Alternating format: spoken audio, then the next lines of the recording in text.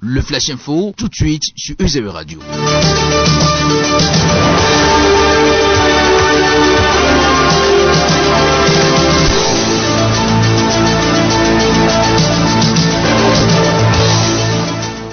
Marlise Arongbevi, mesdames et messieurs, bonjour.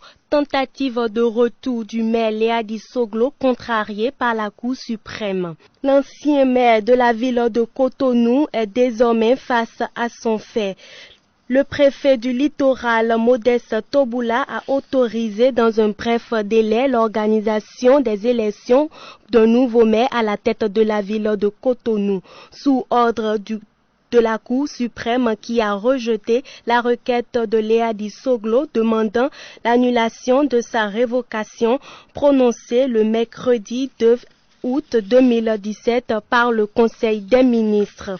Rencontre entre le gouvernement et les syndicats se tient ce jour 2 février à l'Infosec de Cotonou. En respect aux conclusions issues de la première journée de négociation, la Commission nationale permanente de concertation et de négociation collective gouvernement central et confédération syndicale présidée par le ministre d'État Abdoulaye Biotchane poursuit le pourparler. Le ministre d'État fera d'abord le point sur les libertés démocratiques avant de se prononcer sur le point relatif aux rélévations du SMIC. La question liée à la revalorisation du point indiciaire et la hiérarchisation des salaires seront aussi examinées. Parlant justement de la hiérarchisation des salaires, l'ex-président de la République Soglo a brandi sa fiche de paye de chef d'État des années 1991.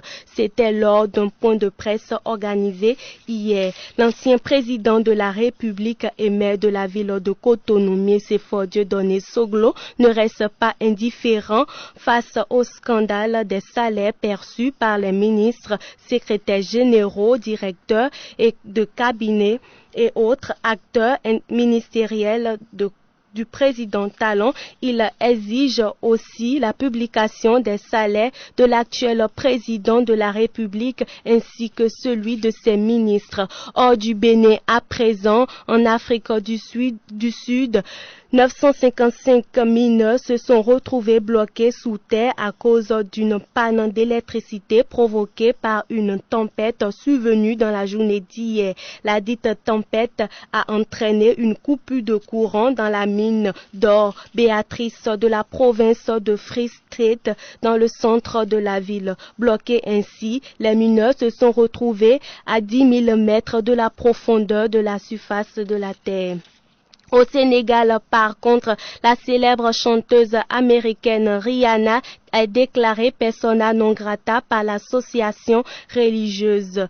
La chanteuse n'est pas la bienvenue aux yeux de certaines organisations religieuses réunis au sein du collectif non à la franc-maçonnerie et non à l'homosexualité. Il faut dire que certains de ses membres la soupçonnent en effet d'appartenance maçonnique.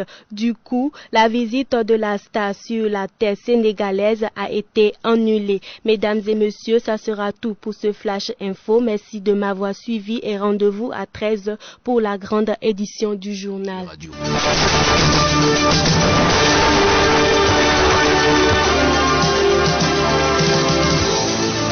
I heard